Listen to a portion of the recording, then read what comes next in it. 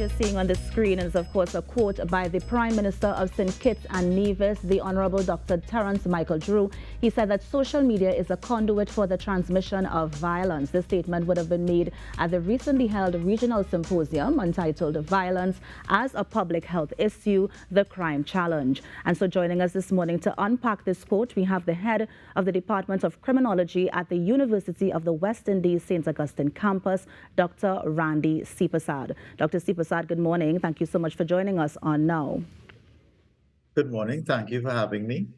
Now, Dr. Seepersad, a very powerful, albeit controversial statement that was made, because I know that we're talking about social media and the effect it can have. Before we delve any deeper, I just wanted to get your outlook, your opinion on that quote first. Right. So there is a wealth of research in psychology and criminology that is actually supportive of that quote. It comes from what is called the social learning paradigm, where persons can learn from their social environment, and that includes the social media. It is something that has been long established in the literature, in the social sciences, and there is a lot of empirical support for it. So when you look at youths and communities, if there are other systems that are weak, that can't provide the kinds of models for behavior, especially models for behavior that encourage normative types of behaviors. And we're talking about systems such as the family and the community setting. If they don't provide those kinds of models for behavior, other types of settings can really take precedence. And one of them, unfortunately, really relates to social media, which portrays a lot of violence. It glorifies violence. So it definitely is one of the factors that is a troubling one that is important to be concerned about. It's not the only factor, of course, but it definitely is a factor. Yeah, and as we look at violence, Dr. Seepersad, can you give us an overview of what types we can be seeing? You mentioned stuff in the communities. What sort of examples can you give us as it relates to that quote? If you're talking about community controls, you're talking about role models in the community, youths engaging in proactive types of activities within the community, etc., meaning that there are systems that really build self-efficacy, that build social control. Of course, where these kinds of systems are lacking, youths could resort to their own kinds of activities. And sometimes where there is a vacuum for examples of normative behavior, meaning where you're residing in a community where there are people who break the law, let's say a community with gangs, but yet these people are looked up to in the particular community, or even if not by the community in general, if they are looked up by youths, then these people will or could become the role models.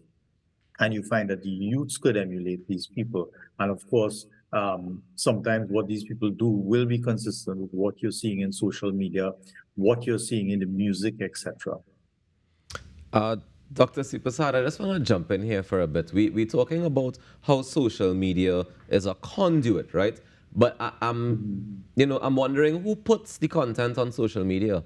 At the end of the day, it's still the humans that have to put the input for it to become viral, as they say. So is it that we need to figure out how to get a better balance in terms of positive content, or is it that we're lacking positive content on social media? It's difficult to say whether we are lacking positive content. There is positive content as well as negative content. The thing about it, though, is that a lot of the negative content is what sells. And social media is a kind of platform where, unfortunately, you can't really control the content, meaning that at a governmental level, through legislation, you can't really control what people put there or what they don't put there. Unless, of course, you live in some kind of a very repressive place like perhaps China, where they may censor the internet, they may control the kinds of content that exist online. So it means Yeah, sorry. Yes?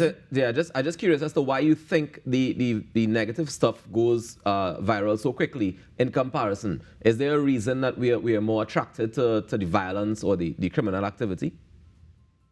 That's a very good question. It's not clear why that is necessarily the case. There will always be an underclass of persons who would somehow be rewarded for negative behavior when they emulate negative behavior.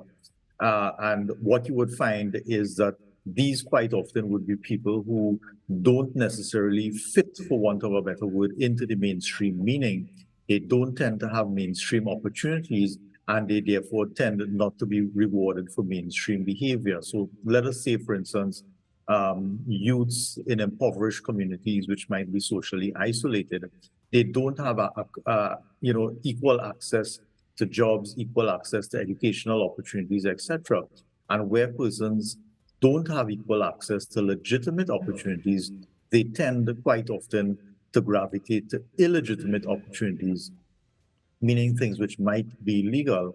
And when they engage in these kinds of things, there are other types of reward systems. So if the reward systems aren't set up in such a way that youths everywhere have equal access and can get the rewards, you will find that some of them will necessarily gravitate towards illegitimate types of opportunities. Quite interestingly, what the research shows, though, it's not just limited to youths in communities where there is a lack of opportunities like that. Even normal youths growing up, in everyday average communities where they're provided with what, the things that they need. What the literature suggests is that when youths enter adolescence, they experience what is called a maturity gap. And what that means is that they feel that they're physically mature, but the older people in the environment hold them back, meaning their parents, the adults, may hold them back from trying to engage in adult things that they may want to engage in. So even for the everyday average youth growing up in a good community, you find that they too might want to emulate the one too bad ones who set the bad examples simply because of the social rewards that may come with that and with the feeling of autonomy and feeling older and more mature that might bring. Yeah. One of the things you mentioned, Dr. Seepersad, is that while we are seeing social media as a conduit, there are other factors. And I wanted to get your thoughts in terms of the music that we hear, or the video games, or even the type of media that children consume or that we see being consumed on a daily basis. Is this also a factor for that violence that we're seeing? Yes, this is also a factor according to the research. Mind you, as I stated, it's one among many factors. So regardless of the type of medium, once violence is modeled, once violence is glorified or encouraged, you find that is something that young kids, especially adolescents and even young adults, may want to emulate because it's something that is considered to be, in the now and happening, something that, that is in vogue. And therefore, young persons will definitely emulate that kind of behavior. Yeah. And Dr. Seepersad, so then where do we go from here? Because as you mentioned, we do not live in a repressed state. We have social media that's used by all different ages. And so where do we go from here? How do we curb it? Can it be curbed? Well, the nice thing about it is that, as I mentioned, social media is just, or media in general, is just one among many influences. And there is a paradigm in criminology called risk and protective factors. And what it shows us is that while there could be a multiplicity of risk factors that could engender criminal behavior, including social media, protective factors can counter the effect of risk factors. So whether you talk about a supportive environment, good parenting, good education, etc. So some risk factors, it's very difficult to deal with. In terms of doing something about it or curbing it. And social media is a good example because it's something that is very difficult to control, but you can counteract its effect very effectively, by providing those protective factors that really enhance youth resilience towards engagement in illegal behavior. Yeah, it sounds a lot like you're saying education is what is key in order to find a balance and make sure that we strike it properly. Well, education is definitely one, but more than that, social maturity, social skills, self-efficacy, self-esteem building, pro-social opportunities. There are a lot of things that can really insulate youths, if you want, against negative influences, and not just the negative influences that come from social media, but from other sources. Nice. Yeah. Just one more question before I go, Doc. The research that you've been referencing, where and when was it done exactly? Oh, this is something that's very, very old, starting with the work of somebody called Albert Bandura, very well-established research in psychology. And since the very famous work of Bandura, a lot of psychologists in the social psychology paradigm have done work on social learning. And, very consistently, the results show that violent behavior, once it's observed, can very easily be modeled.